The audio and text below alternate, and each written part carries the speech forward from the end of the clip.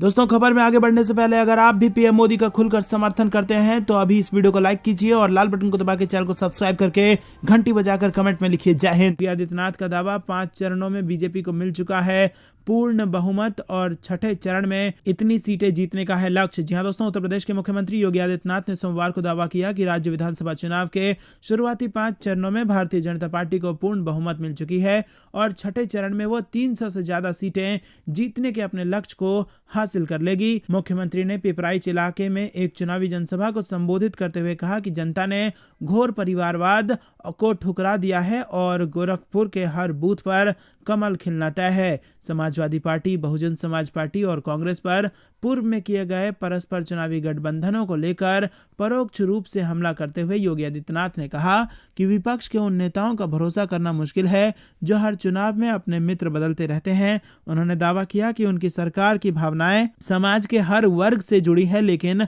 सपा का पूरा समर्थन आतंकवादियों के प्रति है। उन्होंने कहा कि सपा के ही शासनकाल में आतंकवादियों पर दर्ज मुकदमे वापस लिए गए थे। योगी ने सपा पर तुष्टीकरण की राजनीति करने का आरोप लगाते हुए कहा कि पूर्व में सिर्फ ईद और बकरीद के मौके पर ही बिजली आती थी, जबकि होली और दिवाली पर आपूर्ति बंद कर दी जाती थी। उन्होंने कहा कि पहली बार सरकार की योजनाएं राज्य के हर व्यक्ति तक पहुंच रही है और योगी ने कहा कि प्रदेश में पिछले 5 सालों के दौरान एक भी दंगा नहीं हुआ है और न ही किसी महिला या कारोबारी को प्रताड़ित किया गया। दोस्तों, रुक करते हैं अगली बड़ी खबर की तरफ। शाह का सपा परिवार बोले, मुहर्रम पर दी जाती थी बिजली लेकिन रामनवमी पर नहीं, बीजेपी की जीत का किया दावा। जी दोस्तों, उत्तर प्रदेश में विधानसभा चुनाव के छठे और 7वें चरण के मतदान से पहले सियासी दिग्गजों ने विपक्षी नेताओं पर प्रहार और आरोप प्रत्यारोप बढ़ा दिया है। इसी क्रम में सोमवार को गृह और सहकारिता मंत्री अमित शाह ने कुशीनगर में चुनावी सभा की। इस दौरान उन्होंने समाजवादी पार्टी के अध्यक्ष अखिलेश यादव पर बड़ा हमला बोला।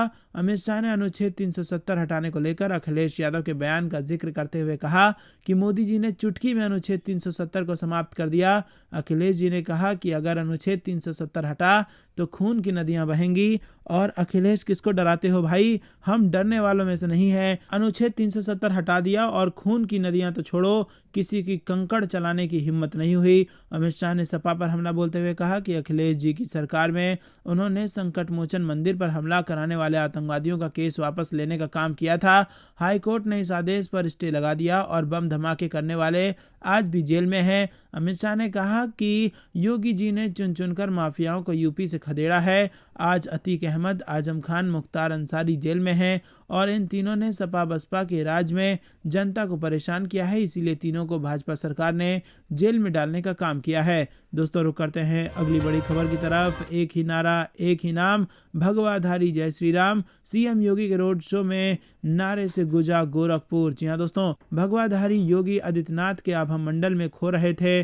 चारों ओर बस यही गूंज रहा था, एक ही नारा, एक ही नाम, भगवाधारी जय श्री राम। जी हां दोस्तों, इसी के साथ आपको बता दें कि गोरखपुर की सबसे व्यस्त सड़क पर लोग अपने घर जाने के लिए चल नहीं रहे थे, बल्कि अपने प्रिय मुख्यमंत्री योगी आदित्यनाथ के स्वागत के लिए ठहर से गए थे और उनके अपने योगी का रोड शो जो था, सड़क पर उमड़ा कार्यकर्ताओं की भीड़ चुनाव को लेकर बड़ा संदेश दे रहा था। तो दोस्तों, क्या उत्तर प्रदेश में आ रही है प्रचंड बहुमत से फिर से महाराज जी की सरकार? हाँ या ना में अपनी राय जरूर बताइए। रुक करते हैं अगली बड़ी खबर की तरफ। प्रधानमंत्री इमरान खान के इस्तीफे की मांग को लेकर पीपीपी की मार्च हो चुकी है शुरू। जी हां दोस्तों, आपको बता दें कि पाकिस्तान के प्रमुख विपक्षी दल ने रविवार को प्रधानमंत्री इमरान खान के इस्तीफे की मांग को लेकर कराची से इस्लामाबाद तक अपनी अवामी लॉन्ग मार्च शुरू कर दी है। आपको बता दें कि पाकिस्तान पीपल्स पार्टी के अध्यक्ष व पूर्व प्रधानमंत्री दिवंगत बेनजीर भुट्टो के बेटे बिलावल भुट्टो जरदरी के नेतृत्व में ये मार्च 34 प्रमुख शहरों से होकर गुजरेगा और 8 मार्च को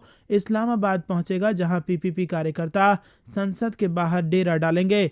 वहीं आपको बता दें कि बिलावल ने यहां सभा को संबोधित करते हुए कहा कि एक अक्षम सरकार के खिलाफ अविश्वास प्रस्ताव लाने का समय आ गया है। दोस्तों, रुक करते हैं अगली बड़ी खबर की तरफ। रक्षा मंत्री राजनाथ सिंह बोले, यूक्रेन में फंसे भारतीयों को सुरक्षित लाया जाएगा भारत। जी हां दोस्तों, यूक्रेन के शहरों पर रूसी सेना के हमले के कारण वहां के हालात लगातार बिगड़ते जा रहे हैं।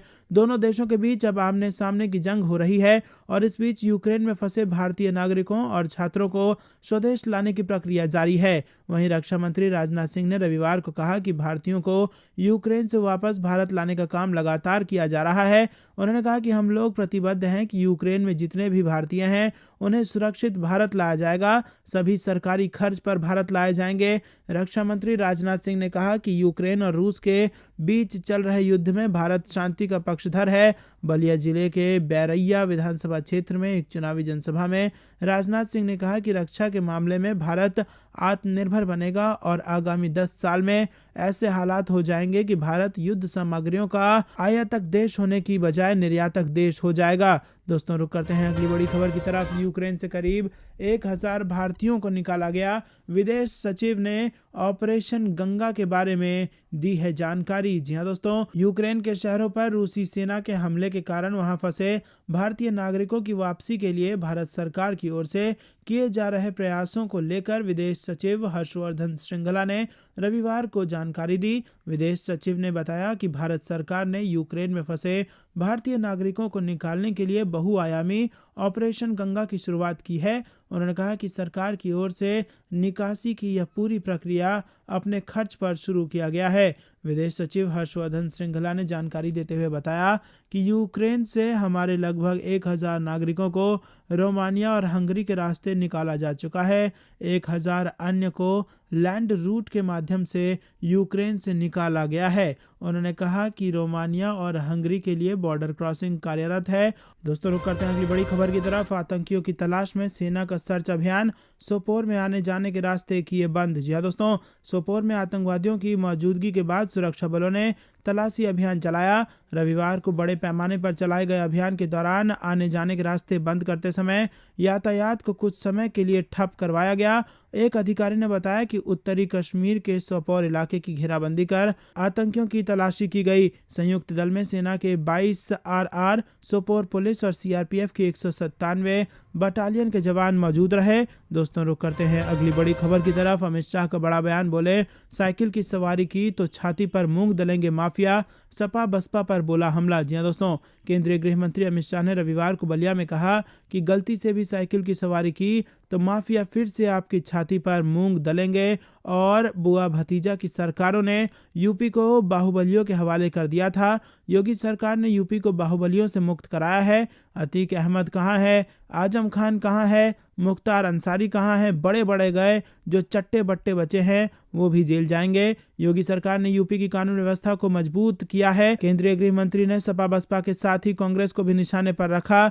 और आपको बता दें कि अमित शाह ने कहा कि सपा सरकार में हमेशा हत्या, लूट व अत्याचार बढ़ा है। दुष्कर्म में सपा की सरकार नंबर 1 रही है। भाजपा सरकार में अपराध में कमी आई है और फिर भाजपा की सरकार बनी तो ऐसे घटनाओं का नामो निशान मिटा दिया जाएगा। एक भी माफिया रोड पर नहीं दिखेगा। भाजपा जीतेगी तो बलिया का नाम और रोशन होगा। बबुआ ने गरीबों की सरकारी जमीन हड़पी है। मुख्यमंत्री योगी ने करोड़ों की जमीन माफिया से मुक्त कराई है। 10 साल तक सपा के समर्थन से बनी कांग्रेस की सरकार में पाकिस्तान घर में घुसकर मारते थे, मौनी बाबा मौन रहते थे, पर जब से भाजपा की सरकार बनी है तो हमारे सैनिकों ने दुश्मनों को घर में घुसकर मारा है। दोस्तों रुक करते हैं अगली बड़ी खबर की तरफ, लेकिन उससे पहले अगर आप भी अमित शाह की इस बात का समर्थन करते हैं और वीडियो लाइक नहीं किया तो वीडियो लाइक जरूर कीजिए। दोस्तों रुक करते हैं अगली बड़ी खबर की तरफ। सत्ता के लिए सपा और कांग्रेस ने निर्दोषों का खून बहाने वालों के साथ मिलाया हाथ, स्मृति ईरानी का सपा और कांग्रेस पर आरोप। जी हां दोस्तों, भारतीय जनता पार्टी की वरिष्ठ नेता और केंद्रीय महिला कल्याण मंत्री स्मृति ईरानी ने रविवार को समाजवादी पार्टी और कांग्रेस पर जमकर प्रहार किया और आरोप लगाया कि सत्ता के लिए सपा और कांग्रेस ने निर्दोषों का खून बहाने वालों से हाथ मिला लिया और जनता तो ऐसे खूनी हाथों को जनता को त्याग देना चाहिए। रविवार को कुशीनगर में चुनावी जनसभा में स्मृति ईरानी ने कांग्रेस महासचिव प्रियंका गांधी का नाम लेते हुए साफ कहा कि प्रियंका ने नवजोत सिंह सिद्धू को कांग्रेस पार्टी का अध्यक्ष बनाया, जिसने पाकिस्तान की सेना के सेनापति को गले लगाया और इमरान खान को अपना भाई बताया। ईरानी ने चुनौती दी कि अगर गांधी खानदान में हिम्मत है तो मेरी इस बात को झुठला दे। उन्होंने ये भी कहा कि महाराष्ट्र में कांग्रेस एक ऐसे आदमी का संरक्षण कर रही है जिसके हाथ दाऊद इब्राहिम के साथ मिले हुए हैं, जिसने 1993 में मुंबई में ब्लास्ट कराया। उन्होंने कहा कि गांधी परिवार उसी का संरक्षण कर रहा है और इस बात को इनमें इतनी हिम्मत नहीं कि झुठला सकें। दोस्तों, जाने से पहले आप अभी इस वीडियो को लाइक कर लें और इस लाल बटन को दबा के इस चैनल को फ्री में सब्सक्राइब करके इस घंटी को जरूर दबा दें और अपने लोगों तक इस वीडियो को शेयर कीजिए। देख रहे थे आपका अपना चैनल। जय हिंद, जय भारत।